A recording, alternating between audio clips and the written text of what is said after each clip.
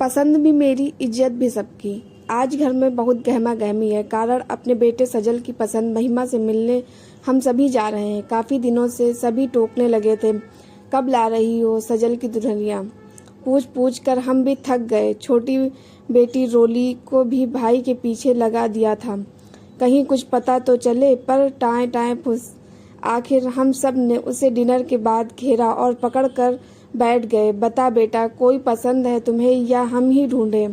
कुछ देर तक तो सिर खुजाता रहा, फिर बोला, दादी, बुआ, ताई जी के होते हुए मेरे पसंद की लड़की घर में आ जाएगी मम्मी। बात तो सोचने वाली थी, पर अपने बेटे का दिल तो नहीं टूटने दूंगी, ये तो पक्का था। सभी को सोचने के काम पर लगा दिया।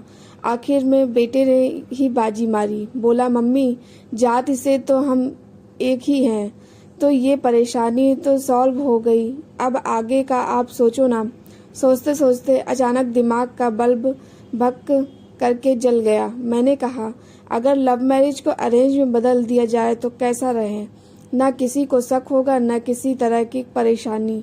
बोलो, सब क्या कहते हो? विचार तो समझ में आया, अब विधिवत क्रियान्वित करना था। हमने बेटे की पसंद का भी मान रखा और बड़ों की अवहेलना भी नहीं की। वो कैसे, तो सुनिए, हम बताते हैं। माँ जी और पास ही रहने वाली जीजी मंदिर साथ जाती थी। प्लानिंग के अनुसार मैं भी उनके साथ मंदिर गई, जैसा कि तय हुआ था।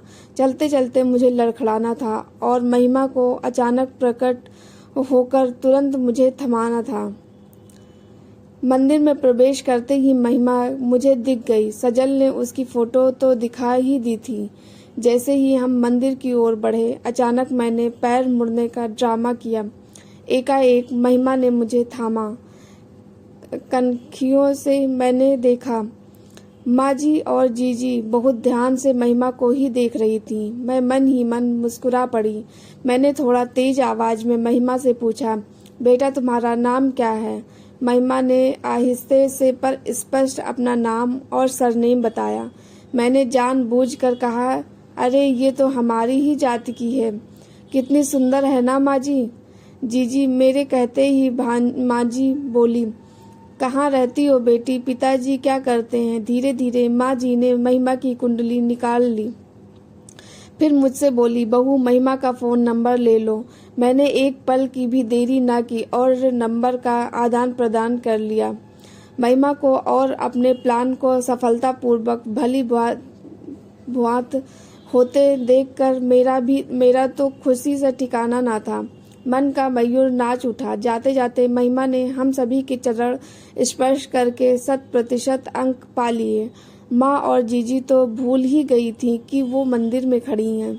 रास्ते भर महिमा के गुणगान चलते रहे। मैं भी उनकी हाँ में हाँ मिलाती रही। जैसे ही घर पहुँचे, सजल, रोली और उसके पापा ने इशारे से पूछा। मैंने हंसते हुए स्वीकृति का इशारा कर दिया। प्लान के मुताबिक महिमा को फ़ोन लगाकर उसके पापा से बात कर उन्हें घर आने का न्योता दिया गया। उन्होंने भी देर न की, तुरंत आए। माँ पिताजी ने रिश्ते की बात की, जिसे उन्होंने सहर्ष स्वीकार कर लिया। तुरंत सगाई और शादी की तारीख फाइनल हुई। आज हम शगुन लेकर अपनी होने वाली बहू रानी के घर जा रहे हैं। विधिवत सगाई हुई, बहू की गोद भराई की, रिंग सेरेमनी हुई। सबने जोड़ी की खूब तारीफ की। महिमा विदा होकर ससुराल की दहलीज पर हल्दी के हाथों की छाप लगा रही है।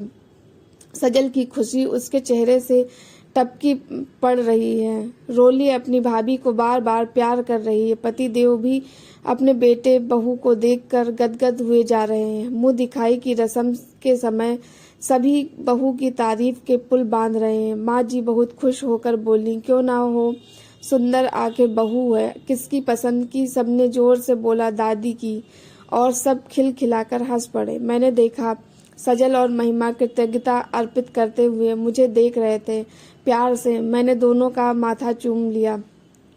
छोटे से प्रयास से बड़ों का मान भी रह गया और बच्चों का प्रेम भी अधूरा ना रहा। मेरा परिवार खुश रहे, बस यही चाहता हूँ, मेरी और कुछ नहीं। दोस्तों, आपको ये कहानी कैसी लगी कमेंट करके ज़रूर बताना। हमारे चैनल पर नए हैं तो चैनल को सब्सक्राइब करना। धन्यवाद।